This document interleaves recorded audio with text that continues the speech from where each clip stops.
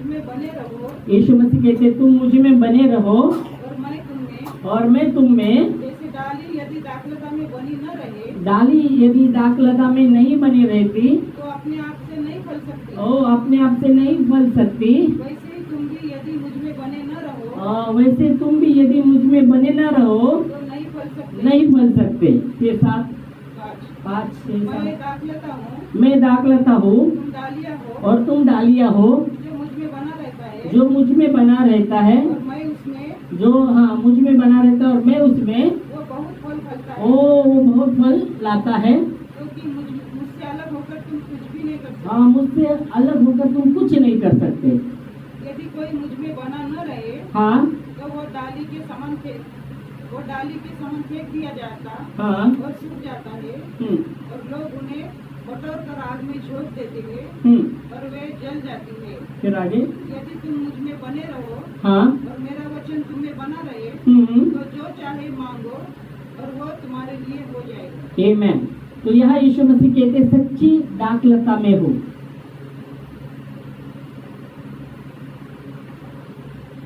मराठीमध्ये काय दाखलताला म्हटलं आहे? काय म्हटलं आहे दाखलता? मराठीमध्ये पण वाचू, मीच खरा द्राक्ष वेल आहे. मीच खरा द्राक्ष वेल आहे. म्हणजे द्राक्ष वेल, दाखलताला म्हटलंय द्राक्ष वेल, मीच खरा द्राक्ष वेल आहे. हालेलुया। और यीशु मसीह कहते मेरा पिता किसान है. माझा जो स्वर्गीय पिता आहे तो किसान आहे.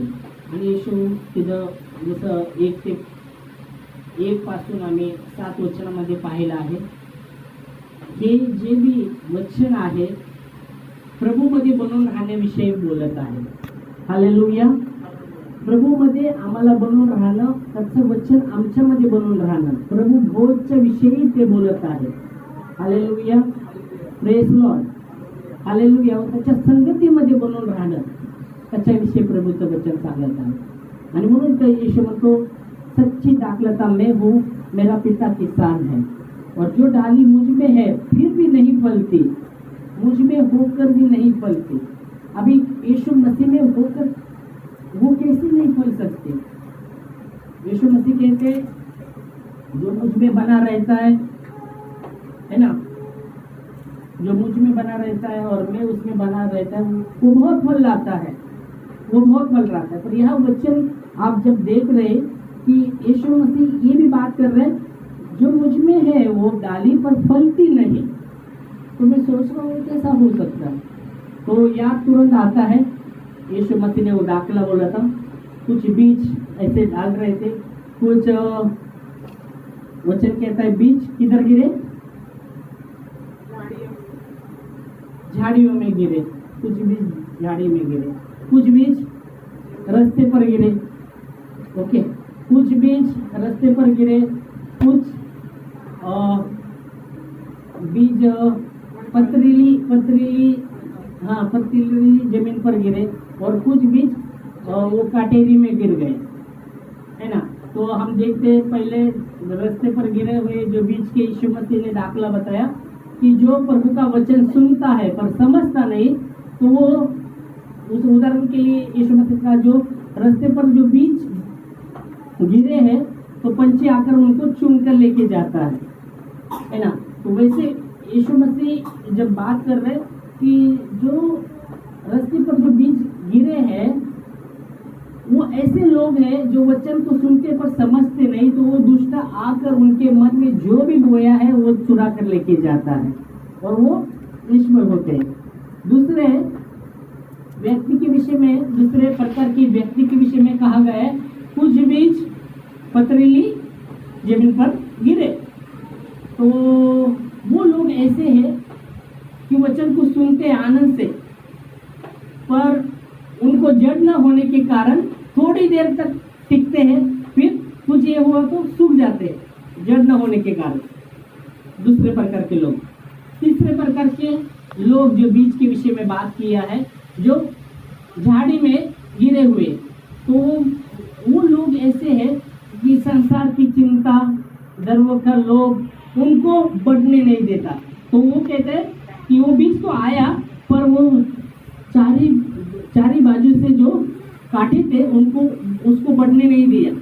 तो वो लोग ऐसे हैं कि संसार की चिंता और गर्व का लोभ, उसके कारण वो उनको बढ़ने नहीं देते।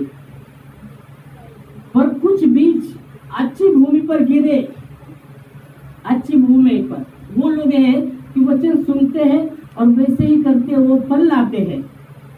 यीशु मसीह ने कहा कौन 30 गुना, कौन 60 गुना, कौन 100 गुना फल लाते हैं। हालेलुया। तो यहाँ मैं जब देख रहा था कि यीशु मसीह कहते हैं जो डाली मुझ में है पर फल नहीं लाती, पिता उसे को काट देता है, काट देता है। तो बहुत बार हमें याद रखना है, जब प्रभु के वचन में जब हम बने रहते हैं तो हमें प्रभु का वचन बार बार कहता है चिंता मत करो, संसार जैसे सोचो मत। संसार ऐसा कुछ नहीं, क्या खाए क्या पिए, यीशु मसीह ने उन लोगों का क्या पहने, वो वचन कहता है अन्न से ज्यादा शरीर बड़ा है क्या नहीं। वैसे कपड़े के ज्यादा शरीर के विषय में बात किया है, फिर प्राण के विषय में बात किया है। तो बहुत बार जब हम चिंता में जब चिंता ये करते तो प्रभु का वचन हमें नहीं बढ़ सकता। तो वहाँ मैं वो ये सोच रहा था कि वो जो डाली प्रभु में होकर भी फलती नहीं है, पिता उसे काट देता है, पर दूसरे पार्ट में भी जो फलती है उसे पिता छाड़ देता है। क्यों छाड़ता है? क्यों अपेक्षा करते हैं और भी फल लाए। आमीन, हालेलुया। तो प्रभु में जब हम बने रहते हैं हमारे जीवन प्रतिदिन की चिंताएं आती रहती, पर वो चिंता को प्रार्थना के द्वारा प्रभु के सामने रखना बहुत जरूरी है, प्रभु को देना बहुत जरूरी है। Hallelujah, praise Lord. फिर आगे यीशु मसीह बात करते, फिर आगे और भी जैसे बात करते, तो मुझ में बने रहो, मेरा वचन तुम में बना रहे, और जो तुम पिता से मांगोगे वो तुम्हारे लिए हो जाएगा। आमीन, आमीन। जो भी कुछ मांगोगे हो जाएगा। बाइबल कहती है पिता यहोवा यीरे, जो परमेश्वर है, देखकर पूरा करने वाला परमेश्वर, हमारी जरूरत को देखकर पूरा करने वाला परमेश्वर। आपको बाइक चलाना नहीं आता और आप बोलेंगे बाइक दो, बाइक दो। बच्चा है, वो पिता के पास जाएगा और बोलेगा बाइक दो, बाइक दो। बच्चा है, पिता देगा क्या उसको बाइक? हाँ, नहीं, चलाना नहीं आता उसको तो नहीं देगा। जो उसकी जरूरत है वही देगा पिता। हालेलुया। वैसे प्रभु हमारी जरूरत को देखकर पूरा करें। परमेश्वर आमची जी गरज आहे ते पाहून पूर्ण करणारा देव आहे। आमेन, हालेलुया। तर आम्हाला योग्य रीतीने मागणं पण जरुरीचं आहे, नाहीतर काय पण मागितलं होणार असं नाही। हालेलुया। बाइबल कहती है ये के वचन में हम उसके आज्ञा के अनुसार मांगते इसलिए पाते हैं। देवाच्या आज्ञेद्वारा आम्ही मागतो, देवाच्या आज्ञेच्या वचनाद्वारे आम्ही मागतो आणि मग आम्हाला मिळतं। Hallelujah, praise Lord. तो बहुत ही जरूरी है प्रभु में बना रहना और प्रार्थना में बना रहना, उसमें बना रहना, उसकी संगति में। हम देखते हैं आगे बढ़ेंगे। यीशु मसीह कहते हैं तुम मुझ में बने रहो, मेरा वचन तुम में बना रहे, और तुम प्रार्थना में मांगोगे हो जाएगा। और हम देखें क्या बात है, फिर आगे बढ़ते हैं। इफिसियों उसका 3रा अध्याय 17 वचन। इफिसियों 3रा अध्याय 17 वचन।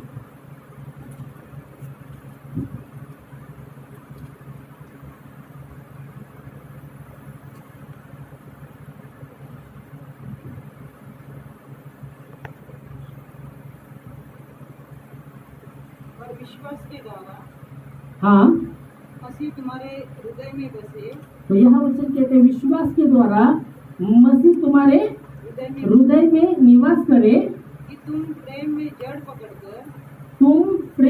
जड़ पकड़कर और नींव डालकर ओके। हाँ, 17 उतना आपने पढ़ा। तो यहाँ वचन कहता है कि ताकि विश्वास के द्वारा मसीह तुम्हारे हृदय में निवास करे। ओके, और मैं प्रार्थना करता हूँ कि तुम प्रेम में जड़ पकड़कर और उस में स्थापित होकर। हालेलुया।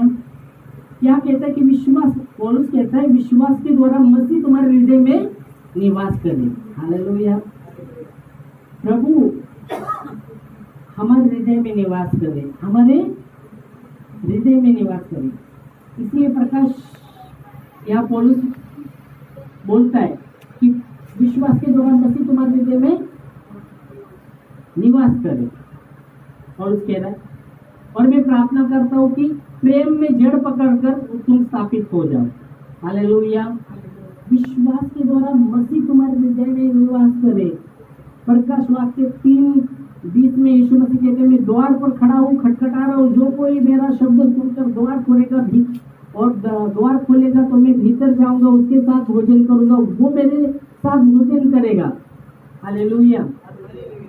और यहाँ पौलुस कहता है विश्वास के द्वारा मसीह तुम्हारे हृदय में राज करे। और मैं प्रार्थना करता हूँ कि प्रेम में जड़ पकड़कर तुम स्थापित हो जाओ। हालेलुया। प्रेम में जड़ पकड़कर।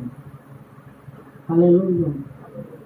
वचन कहता है परमेश्वर प्रेम है। परमेश्वर क्या है? प्रेम है। और वो चीज कहता है यहाँ विश्वास के द्वारा मसीह तुम्हारे हृदय में राज करे, उसका प्रेम हमारे हृदय में राज करे। आमेन। और प्रभु भोज का अर्थ यही है कि उसमें हमें बना रहे। वो हमारे, जब हम वो रोटी लेते जो दर्शाता यीशु मसीह के देह को, उसको हम ले रहे, मतलब मसीह को हम अंदर ले रहे। वैसी प्रकार जो प्याला दर्शाता है यीशु मसीह के लहू को, तो जब हम उसको पी रहे तो मसीह को हम अंदर ले रहे। और यहाँ वचन कहते हैं विश्वास के द्वारा मसीह तुम्हारे हृदय में राज करे। आमेन। और मैं प्रार्थना करता हूँ कि तुम जड़ पकड़कर, प्रेम में जड़ पकड़कर स्थापित हो जाए। हालेलुया। बाइबल कहती जो प्रेम नहीं करता वो परमेश्वर को नहीं जानता, क्योंकि परमेश्वर प्रेम है। हालेलुया। जो प्रेम नहीं करता वो परमेश्वर को नहीं जानता, क्योंकि परमेश्वर प्रेम है। और इसलिए प्रेम में जड़ पकड़ना बहुत जरूरी है। क्या हमारे जीवन में मसीह के प्रेम का जड़ हमने पकड़ा है क्या? नहीं तो क्या थोड़ा पानी हुआ तो तुरंत आते हैं। इसमें कौन बोला माफी नहीं कर रहे? नहीं। प्रेम में क्षमा है, प्रेम में क्षमा है। इसलिए आप बाइबल की जब यीशु मसीह क्रूस का संदेश रहेगा, वो 7 बातें।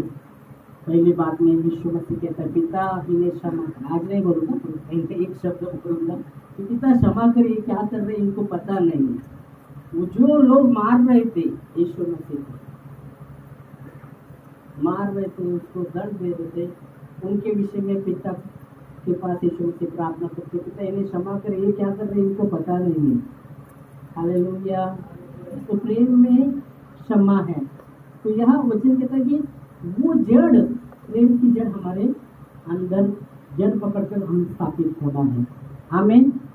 तो यहाँ जब विश्वास के द्वारा मसीह तुम्हारे हृदय में क्या करे? राज करे। हालेलुया। तो संगति के विषय में बात करता है प्रभु, और इसलिए वचन में लिखा गया है 1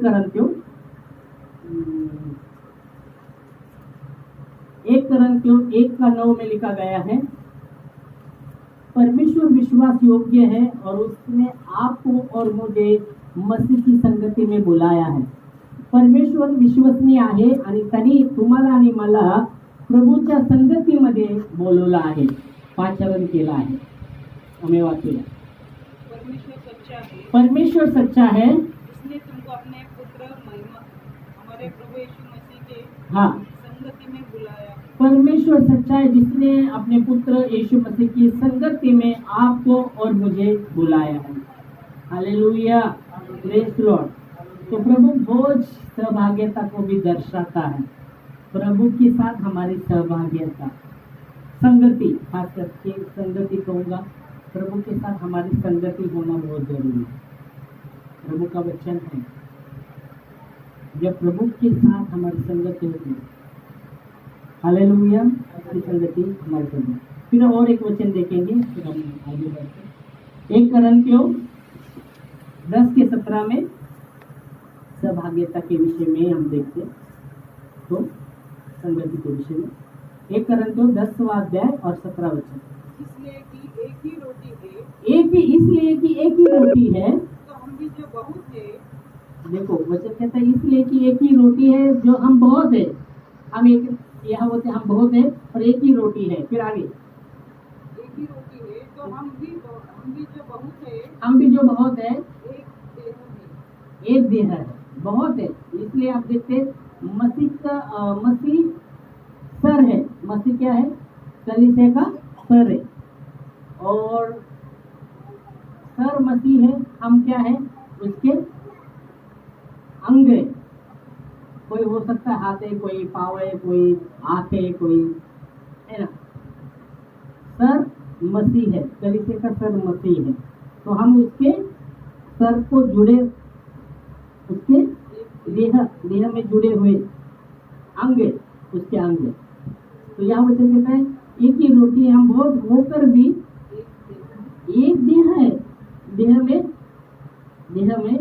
क्योंकि हम सब उसी एक रोटी में भागी होते हैं। हाँ, क्योंकि हम सभी उस रोटी में भागी, एक ही रोटी में भागी होते हैं। तो हाँ, तो 17 पढ़ा आपने पूरा। तो सहभागिता के विषय में बात करता है, तो प्रभु भोज एक सहभागिता है। हालेलुया। यीशु मसीह क्रूस पर जाने के पहले जो वचन कहता है, ये सन था, वहाड़ा सन था, वो समय खाना बनाकर खाते थे लोग, और वो पहाड़ का सन था, और अपने चेलों बहुत से सब उसके साथ थे। और इन्होंने खाना खाने के बाद वचन कहता है यीशु मसीह ने रोटी ली। उसके पहले जब खा रहे थे, सब खाना खा रहे थे, वहां का जो सन था, तो खा रहे थे, तो यीशु मसीह कहते हैं तुम में से एक जन मुझे पकड़ के देगा। 12 चेले थे, तब खाना खा रहे थे, तो सब बोलते प्रभु कौन है वो, कौन है। तो यीशु मसीह कहते हैं जो मेरे प्लेट में जो खा रहा है ना, मेरे प्लेट में जिसको मैं ये दूंगा, वही मुझे पकड़ के देगा, ये वाला। तो फिर यहूदा इस्करियोती गुस्से में आकर बाहर निकल जाता है। फिर यीशु मसीह रोटी लेते, वो वाट का सन होने के बाद फिर रोटी लेते और कहते, तोड़ते और कहते ये खा लो, ये मेरा शरीर है। तब यहूदा इस्करियोती वहाँ नहीं था, वो गुस्से के मारे निकल गया था। फिर 11 ही शिष्य थे, मतलब 11 ही यीशु मसीह को पकड़ के 11 ही, वो जो 12 शिष्य थे उसमें से 11 ही शिष्य थे।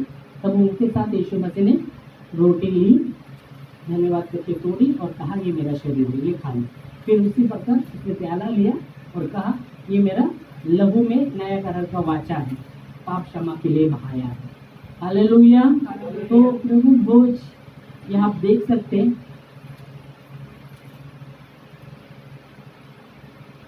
यहाँ देख सकते हैं आप, उसकी सहभागिता को दर्शाता है। और इसलिए यूहन्ना 15 के साथ आप जब देखते हैं, आगे पूरा जो 15वां अध्याय पूरा प्रभु भोज के विषय में बात कर रहा है, उसमें उसके प्रेम में बना रहना, उसमें बना रहना। Hallelujah, praise the Lord. तो धन्यवाद देंगे इस वचन के लिए, और हम इस समय अपनी तैयारी भी करेंगे, क्योंकि पौलुस कहता है हर एक जन मन में अपने आप को करके आपको अपने आप को जांचे। हालेलुया। इस समय योग्य रीति से हम इसमें भाग लेंगे, अपनी जगह पे खड़े होंगे और प्रार्थना करेंगे, प्रार्थना पूर्वक हम तैयारी करेंगे और इसमें भाग लेंगे योग्य रीति से। आमीन। और वही लोग ले सकते हैं, बाकी के लिए हम प्रार्थना भी करेंगे वापस। जिन्होंने उद्धार करता प्रभु स्वीकारा है, बपतिस्मा लिया है, वही लोग भाग लेंगे, बाकी के लिए प्रार्थना भी करेंगे। आमीन। अपनी जगह पे खड़े होंगे, धन्यवाद देंगे।